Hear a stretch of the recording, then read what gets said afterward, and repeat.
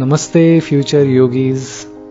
I am Anand and I am a student of MSc in Yoga and Consciousness at S. Vyasa University. This course is helping my transition from being just another corporate professional to a more purposeful life, to spread wisdom, health, and happiness in society. Well, I recently found out that only a handful of you have joined the MSc Yoga and Consciousness course during the August 2020 intake. So I wanted to share a message among those of you who are still deciding. In the beginning, let us talk about two key themes: yoga in education and yoga research. As some of you are aware, the Government of India has newly released the National Education Policy 2020, which has significant implications for the spread of yoga. In order to help the government implement this ambitious plan, it is important to steer clear of any religion-based politics that may come into play. So I'm sure people in the government as well as the educational boards will be willing to encourage people who come in with a scientific approach. And as you know, S. Vyasa University approaches yoga from an evidence-based research standpoint and is expected to play a key role as our education system evolves and improves. Yoga research has picked up worldwide as people are awakening to the deeper benefits of yoga. And research in this field is very active these days. A few trending topics include ancient history, including the age, content and authorship of Vedas, the controversy around the so-called Aryan invasion theory, as well as topics like yoga in education and the broader humanities, including music therapy. Then the main yoga research which you might have got exposed to in the medical sciences and psychology is very active as well, which includes yoga for physical health as well as yoga in psychology and psychiatry, yoga for mental health in particular. There is also research going on in spirituality. Yoga in management is a topic of interest for corporate world as well. We have yoga in philosophy as a topic of research, yoga and language studies, and interestingly yoga and natural sciences. The Vedic texts have deep secrets, for instance on prana and the subtle energy, as well as answers to the mysteries around the origin of the universe even. All these are fascinating topics for the inquisitive mind. In October 2020, just a few months ago, I attended the NIMHANS organized global conference of yoga called Yantra 2020, where participants from top international universities and medical schools participated. Interesting papers were presented. We also discussed the differences between various schools of yoga, including the Isha Foundation, Art of Living, Sahaj Yoga, Kundalini Yoga, Iyengar Yoga, and so on. Everyone agreed that there is a lot of scientific effort needed to cull out relevant pieces from our vast knowledge base in India to make it practical and useful for society. Tailor-made modules were discussed in particular at this conference. And what was interesting to note is in mindfulness studies, the spiritual component of yoga was particularly being emphasized. And this component, the spiritual component, as you will see, is the main topic of yoga and consciousness at S. Vyasa. I have listed here one of the papers that was presented by Ms. Shri Raksha Bhide from NIMHANS, who is a PhD scholar there, on the importance of yoga-based counseling. Now that we have established that yoga and spirituality is gaining in prominence, let's explore some ideas and tips on how we can make yoga education work for us individually. Well, the purpose of any education is to help us upgrade, but we need a goal and a plan. In that context, let us visit the basics. How to upgrade ourselves. So the first step is to start to simplify, because once you have clutter around you, you can't think straight. So do a review of your past life, including the documents, emails, pictures, and start the cleanup process. Then come up with a list of simple goals. simplifying all your assets, simplifying your online presence, which means even reducing some of your unnecessary contacts, deciding which focused skills you want to build in your upgraded self, and then listing the right ecosystems where you would be comfortable with. Create what motivates you, what makes you wake up every day in the morning, and create a clear purpose statement which will help you become an energetic, useful citizen for the society and the world at large. And as you do this process, in order to move forward, you might have heard the story of the eagle, some of you, that we need to shed our old and burdensome past in order to rejuvenate ourselves. But sometimes this is easier said than done, because if your past has been painful, it can come back and bite you. So it is necessary to make peace with the past before you let go of the past. If that means you make amends for things that you have done in the past, you should go ahead and do that as you then peacefully let go of the past. The upgrading process also has another prerequisite. Drop your false ego. For those of you who are wondering, how do I set goals? How do I create my purpose statement? These are a few examples.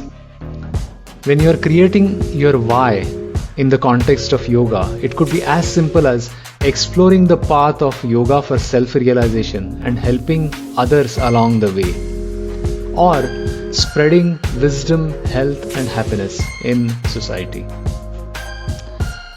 The goals can be more concrete and they can be in 3 specific areas. First is acquiring yoga teaching credentials. So for instance, these are some of my goals, where these indicate completing MSc in Yoga and Consciousness, creating specific modules for target audiences like families, schools, corporates and hospitals, achieving certifications from the Indian government. Now Yoga Master is currently the highest certification available. Second is specific targets to acquire yoga research credentials. For instance, exploring how to integrate yoga in education is a research activity currently going on.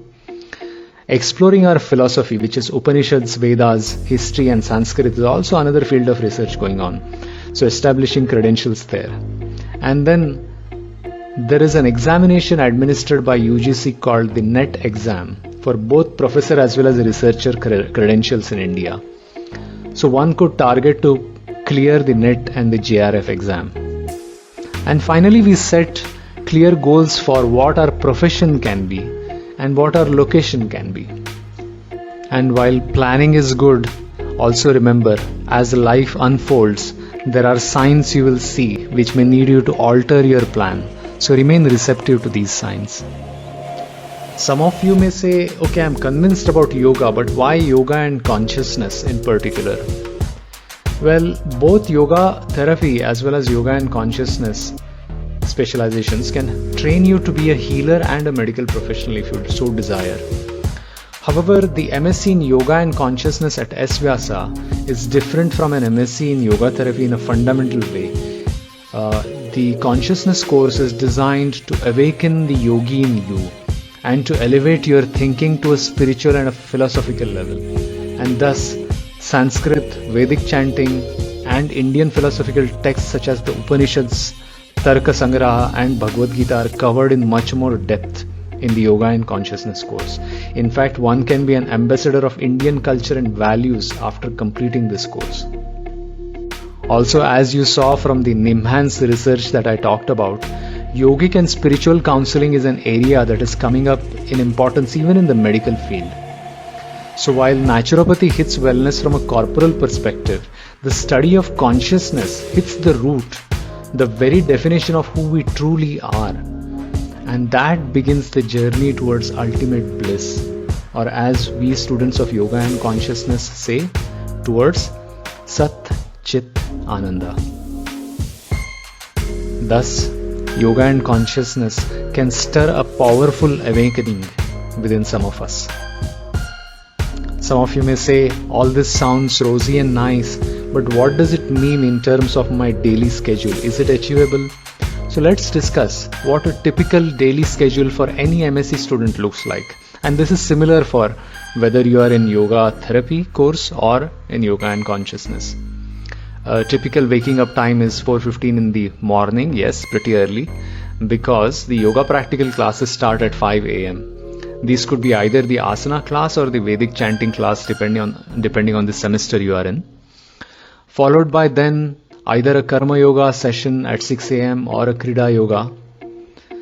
7 a.m. is when everyone meets in a community hall, which we call the Mangala Mandir, for the S. Vyasa's version of satsang, where we have morning prayers as well as eminent faculty talks. This is then followed by breakfast, and then 9 to 1 are the core lectures and practical sessions for the curriculum.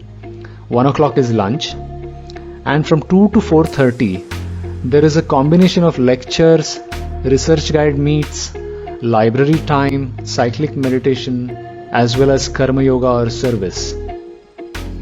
From 4:30 to 6 p.m. It's our individual time typically for yoga self-practice, finishing our homework assignments, long walks in the campus sometimes if you are up to speed with your homework, pursuing any of your hobbies like singing or flute playing, music, etc. At 6 again we meet at a community hall for an event for the evening bhajans. 7 p.m. onwards is typically personal time again. Sometimes there are certain yajnas or pujas during the cultural events or the festivals in India.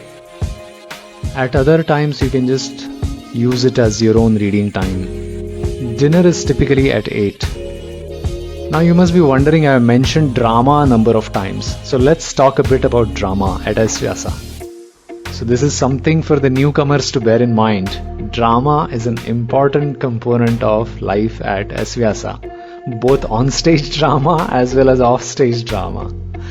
Yoga education at S. Vyasa is full of drama, never a dull moment. These are a few pictures from my own experiences with drama. And these are some of my most enjoyable moments as well. Those among you who are a little more practical, they may be wondering, I'll gain all this knowledge, I'll enjoy the educational experience, but what next? How do I monetize it? How do I pay my bills? How do I earn money? So in case you are wondering what next after finishing your MSc YC at S. Vyasa, here are a few thoughts. Now I am exploring these very options at the current moment, and while doing so I am also bearing in mind that our sages from ancient times had maintained that true knowledge is free for all and is universally available to mankind for its upliftment.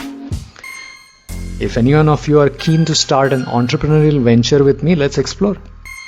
So let's talk about each of these options. First one is in the education sector, a traditional option to start teaching yoga in colleges and schools, which includes the science, philosophy as well as the practice of yoga. So this could include teaching ancient Indian wisdom, Vedas, Upanishads, Sanskrit, history of philosophy. Even in the business schools these days, these topics are starting to get introduced. So this is one potential area. The second one is the health and wellness sector, which is teaching practical yoga in society, using well-developed modules for mental as well as physical health in specific target audiences, which could be A. children, B. families, C. corporates, or D. even targeted modules for senior citizens to help them transition peacefully. Now, some of you who are tech savvy in this digital world may want to explore whether this knowledge will help create a wellness startup in the area of mobile applications or social media. Yes, this is definitely a potential where this content needs to be created into a digital form for mass consumption. And once these smaller stories are in a YouTube channel or in other social media form, the audience may be prepped and hungry for more, and then they will be looking for any published books or published media articles in that context. And then after MSc, if you get passionate about the subject of yoga and in a particular area where you want to become a specialist, then of course you could enroll in a PhD course itself. And once you decide to do a PhD in yoga, then the logical question is, where do I get the funds from? Now UGC administers the NET exam, which is a potential avenue to get funding from the government to pursue a PhD in yoga and to do research. So I would encourage you to explore the National Eligibility Test or NET. Now this is not just useful for research purposes or PhD purposes, but it's also useful to create a career path to teach yoga as an assistant professor in colleges. Some of the colleges require you to be NET certified. I am preparing to appear for the NET exam in a couple of months as well. And talking about myself, let's do a bit of self-reflection. So what am I thankful for? So folks, I was once chasing an extraordinary life all my life, trying to run away from what I used to call as mediocrity. The Masters in Yoga and Consciousness is one of the most holistic educations I've ever had in my life, and a transformational one. I have felt liberated and much more peaceful since I started to learn yoga.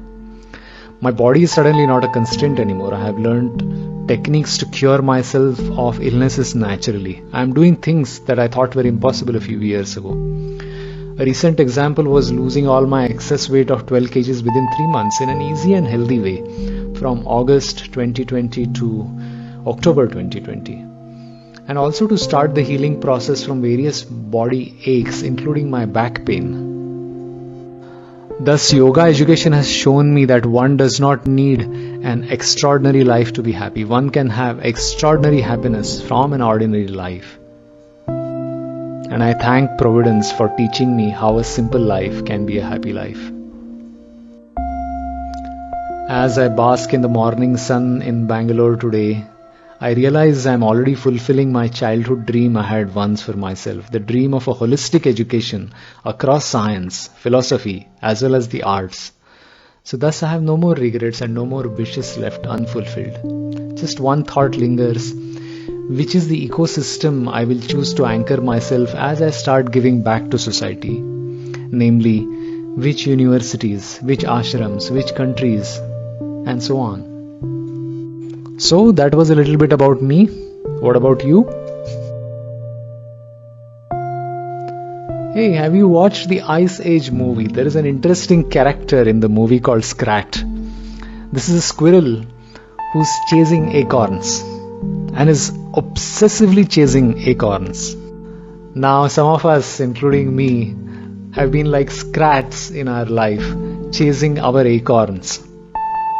Various puzzles that we want to solve, various mysteries, various interesting things that we passionately form a like for. And then we get caught up in the cycle of raga and dvesha, as we can say in yogic terms. So folks, I would say drop your acorns, that is your past baggage, mindsets, fixed likes and dislikes, and join us in the journey towards self-realization. See you all soon.